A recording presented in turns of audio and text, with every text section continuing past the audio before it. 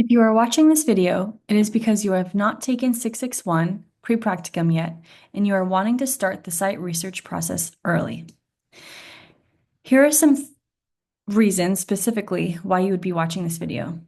Number one, you are early in your MA-CLP studies and wanting to learn more about practicum in general. Number two, you are taking 661 soon and want to start the site research process early. Or number three, you are taking 661 in the summer session one, and you definitely want to start the process early due to advice from your advisor and CTC. If you are taking 661 in the spring or the fall, keep in mind that you don't have to start the process early because those semesters are 15 weeks long. And so generally it's safe to say that you can start the process once the classes start. However, if you want to get a jump start and, watch this video and go through the earlier process, you're more than welcome to. If you're taking 661 during the summer session one, then we do advise that you start the process as early as January. So that way you can get a jump start on researching sites and reaching out to sites. So that way you don't feel like the spring students take all the sites, and that way you don't feel like there's so much of a rush before you're wanting to take clinical practicum 662 in the fall. So let's go ahead and get started. First, I'm going to review our team. So my name is Tiffany Saris. I'm right here. I'm the West LA Clinical Training Coordinator. So just take a look to see, if you're Calabasas or Irvine or Malibu, who your coordinator would be. So after you watch this video, if you have any follow-up questions, feel free to reach out to your appropriate person. And then, of course, Christy, she's our clinical training admin extraordinaire, and she handles all campuses. So we'll kind of get to why you would reach out to Christy in a little bit. So let's go through these steps together. There aren't too many. But if you were to reach out to me and say, hey, I want to start the process early, what do I do? What's practicum all about? I would be meeting with you and going through all of these steps just like this. So in this instructional video, make sure you watch it thoroughly. And of course, if you have questions afterwards, more specifically to your situation, feel free to reach out to your CTC after you've reviewed this resource. Okay, so step number 0 is finding your confidence. We find that students can experience a lot of anxiety when they're trying to search for a site and start the whole process. I know I did when I was a student, so this is really normal. But I just want all of you to try to, utilize your own strengths and confidence. And remember, we're here to help you.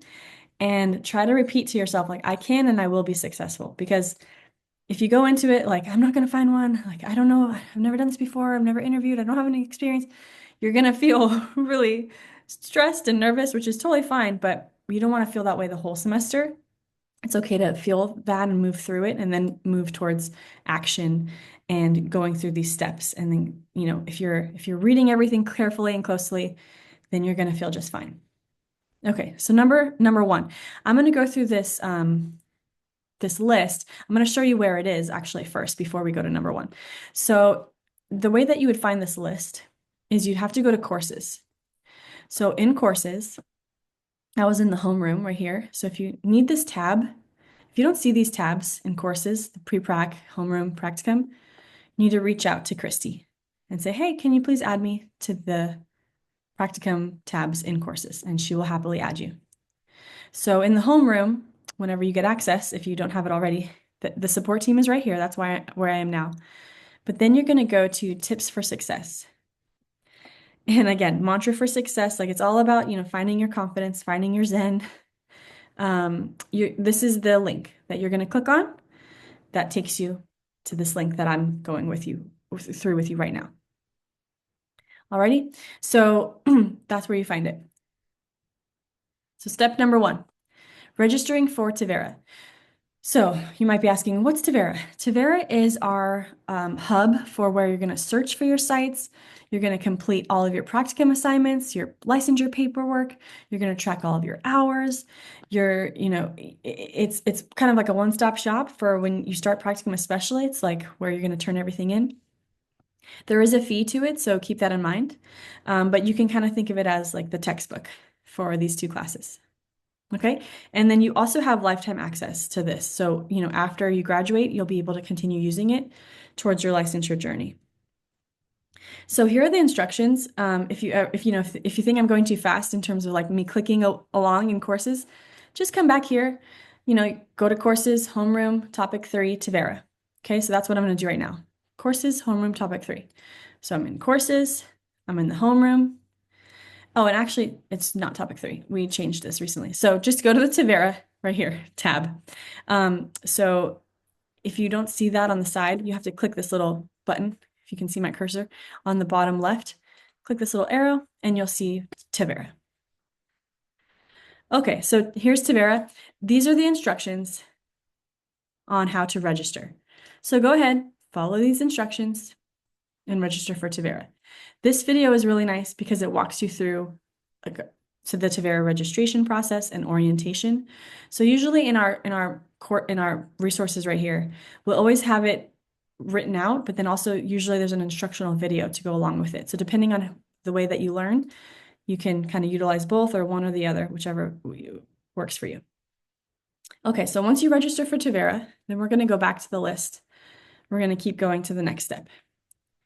All right, so steps number 2, working on your resume and cover letter. So this is, one of the very first steps I tell students, like if you can knock this out of the way, you're going to feel way ahead of the game because when you're in 661, this is the first assignment that your professor usually assigns you. And so let me go to that resource really quick. So it's going to be courses, pre-practicum tab, topic 2. So here we go, courses, pre-practicum tab, and number 2, resume and cover letter. Okay, we're going to click on that. Now, whenever I tell you, here's the resource, what it means is you need to read the whole thing, watch everything, go through the checklist. Sometimes students are, say, how do I, work on my resume and cover letter? Our first response is to go here. We have so many resources and supports here. And so, you need to go through this first before reaching out if you have any extra questions, because most likely it would be answered here, but we're always happy to help you if you have reviewed this and have any questions. So we have, a video here. We have this really great checklist. We have a resume tip sheet. We have action words that you can use. We have, sample resumes from different trainees. We have outlines. We have samples. Lots of different things. Also some wonderful video from career services. And then also, before you start 661, your professor will be reviewing your resume and cover letter. But if you want someone to do it before you're in the class, then you can go ahead and submit it to career services via Handshake. And here's the instructions for how to do that. So if you're like, hey, I worked on my resume and cover letter, I don't know if it's good, and you want someone to review it, career services is wonderful. They'll review it, give you feedback, meet with you. They're amazing. So don't forget to utilize them. A big question I get asked about the resume and cover letter is, I've never had a clinical experience before. So is that going to hurt me? Like, do I need to volunteer? Like, what do I do? Am I going to be a good applicant?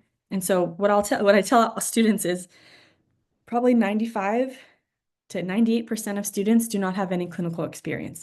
Sites are not expecting you to have any because being a trainee is the very first step, right?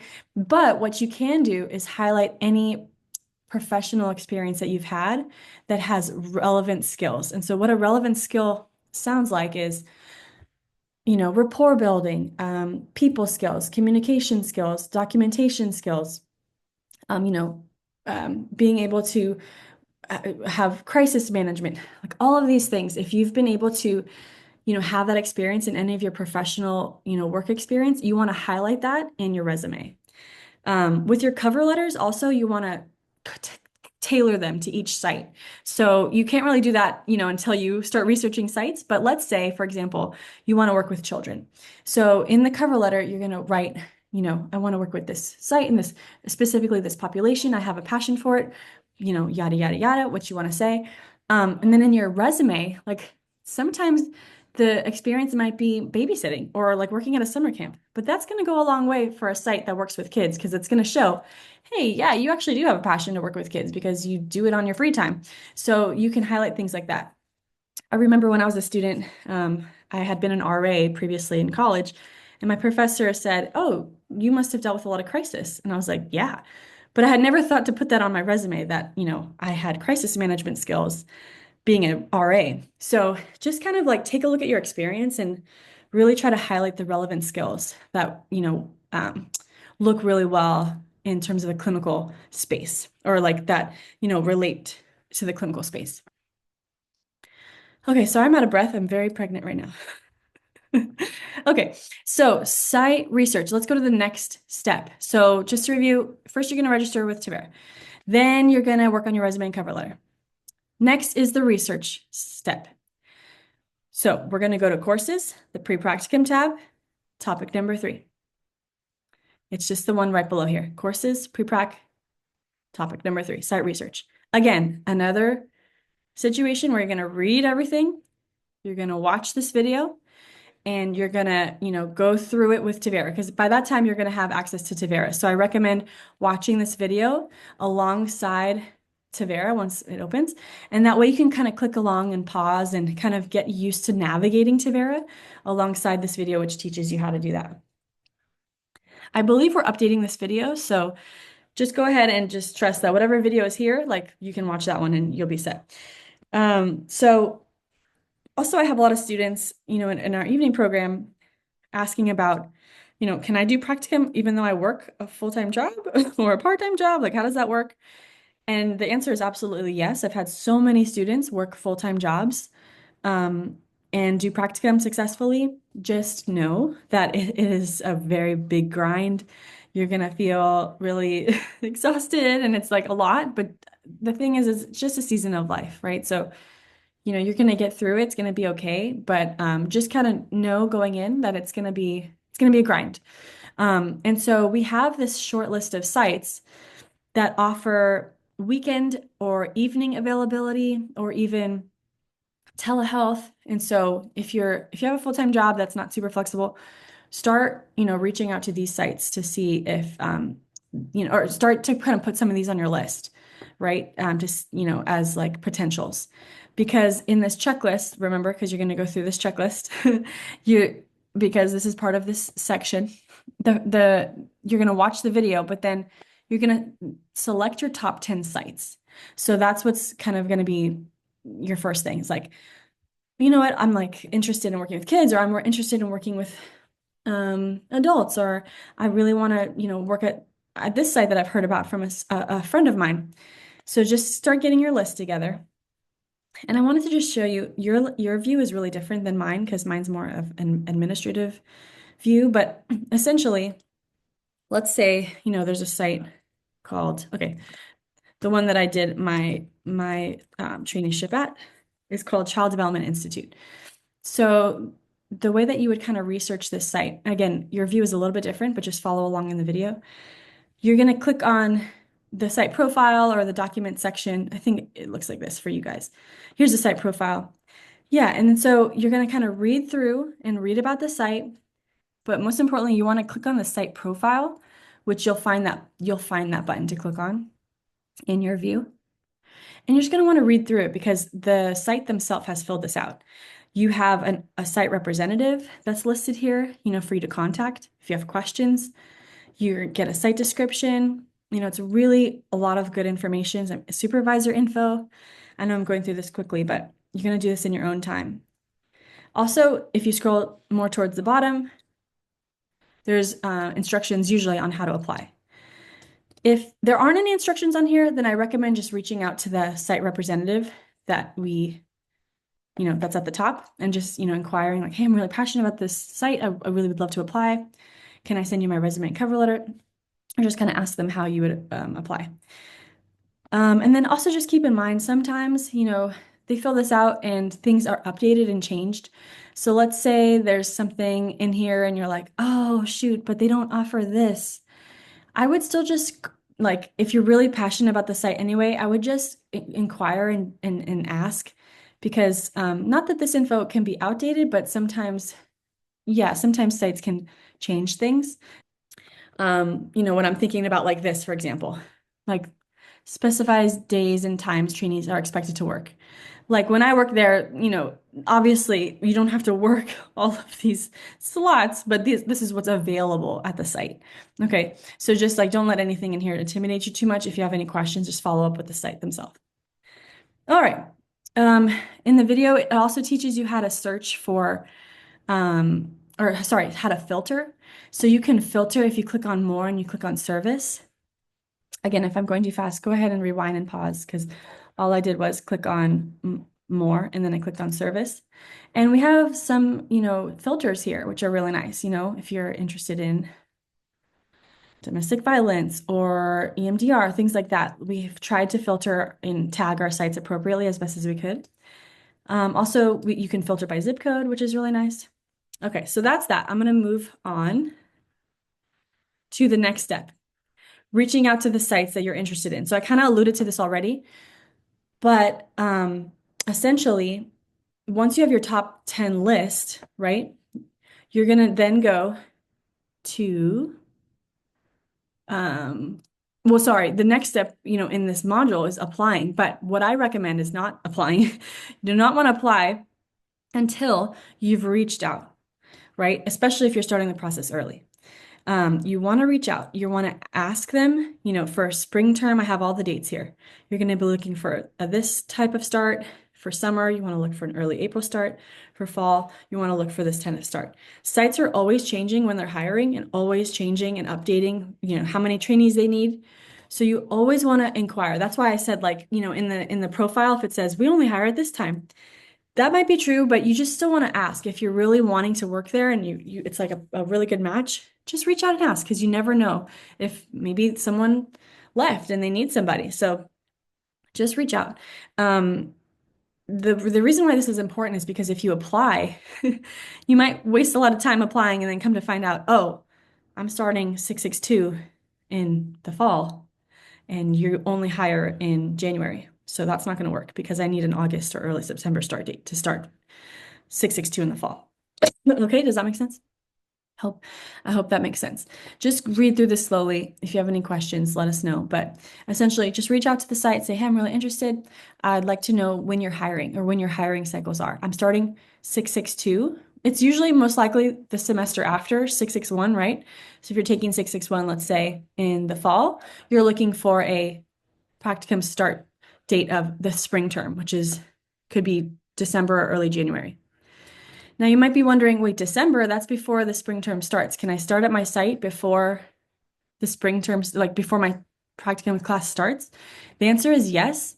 You can start at your site early. Just keep in mind, you cannot count any hours until you're sitting in the 662 class, but you can engage in non-clinical work and training and supervision to kind of get that out of the way.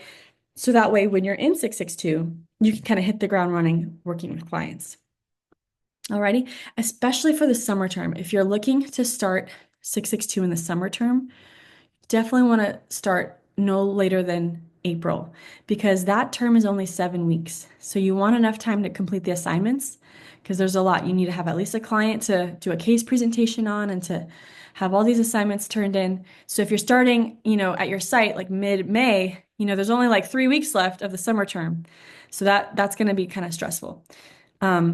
Another thing to keep in mind is if you're taking 661, let's say in the fall, and for some reason, you are not able to take 662 in the spring, you can actually defer it for later if it allows in your schedule. If you've, consulted with your academic advisor, you do not have to take 662 immediately after 661. It's recommended, but it's not necessary. Students defer all the time. It's not like as common, but it's definitely possible. So if that's the case, reach out to your CTC if you have questions, and then make sure you talk to your academic advisor, because you want to see if there's any implications about financial aid or, does this delay my graduation, all these things. So you just want to be in the know about that. Okay. That's it. But I just want to go over one other thing that's really important is just setting expectations. So we're going to go back to courses. We're going to go to pre-prac and then topic number 6, practicum memes. I really want all of you to watch this funny video that we made and to review some of these funny memes. But essentially, like this one's the best. A lot of pre-practicum students, I want to work with a highly specific population and an extremely well-organized practicum site that pays a stipend. And then, our face is, oh, that's great, but very unlikely. Our practicum sites are approved in Tevera for a reason because the BBS has very specific qualifications for a trainee to work there. So trainees cannot work at private practices. The site has to be vetted very thoroughly. So you have to apply to a site that's in Tevera. If it's not in there, then you can't work there. And that's because we're trying to protect you because the BBS has so many regulations. Um, you know, worst case is you go to apply for licensure and none of your training hours count because it wasn't an approved site. So anyway, alongside that, a lot of the sites that we're partnered with are nonprofits, right? They're under-resourced, they're understaffed sometimes, they're affected by systemic and economic barriers. But if you can imagine, there are plenty of people, plenty of clients who need mental health support that can't afford it. And so this is your opportunity to really dive into sometimes a messy situation, but to be able to reach somebody that normally wouldn't be able to access resources. So just remember that the work is really fulfilling. You might have to deal with administrative, hullabaloo, and you might have to deal with a lot of paperwork and, clients cancel last minute. You might have to do some driving. It definitely feels like a grind, but just know that that's normal and that's part of being a trainee. You're not going to have a leather couch, like this situation, unfortunately. But when you graduate, you certainly could. So just keep that in mind. This is just a season of life. It's going to be not perfect. Be open to the population that you're wanting to work with. If sometimes students are like, I want to do sports psychology and I want to work with athletes, and it's like, that's amazing, but we don't really have many sites that are nonprofit that, specialize in that. But, perhaps you want to work with adults, and who knows, maybe someone on your caseload has something, related to that. But I want to just remind you that any experience that you accrue as a trainee is transferable to where you work next. It doesn't pigeonhole you. So if you only work with children in your traineeship, you can certainly apply to work at a private practice with adults once you graduate and become an associate. Sites are not going to be like, oh, well, you didn't, they understand. They went through it. Traineeships, you have a limited, pool of sites. Although Tevera, we have like over 200 sites, so we have quite a few. But they understand. So let me go back. So don't worry about that. Any experience is transferable. I did all 3,000 of my hours working with children, and then after that, I worked with teenagers, and after that, I worked with adults and couples. So, and I'll tell you, my work with adults was really informed by my work with children, and I feel like I was very prepared because of the work that I did with children and families. So just keep that in mind, be open, uh, watch those memes, get a realistic and expectation of what practicum will be like. It's going to be amazing, and you're going to have, hopefully lots of supports. Just remember, if you aren't feeling supported, if there's issues coming up, if you're feeling like there's something going on that doesn't feel right, you have to reach out to your CTC immediately. And I know it can be hard, right? But because you don't want to rock the boat or whatever, make waves, but please make waves because we need to know what's going on. Sometimes students let us know issues that are going on last minute. There's really like not much we can do at that point. So let us know early so we can get in there and help you. We're never going to call the site and be like, our student told us this about you. It's always going to come from a collaborative place and a place of support, and we're going to help advocate for you and help you advocate for yourself and develop some professional skills. Okay, last but not least, we have this FAQ here that's really helpful if you're able to click on this and review it. I mean, you're going to probably get your question answered. I know it's kind of a long document, but just remember that we have lots of resources. So if you'd like to, go over this and, come here first before asking, I recommend that. But always, of course, you can ask us questions. The last thing I was going to say was about this resource. Let's see, what was it? Facts. Yeah, just make sure you review this in its entirety, and then we'll be happy to answer any of your follow-up questions. Alrighty.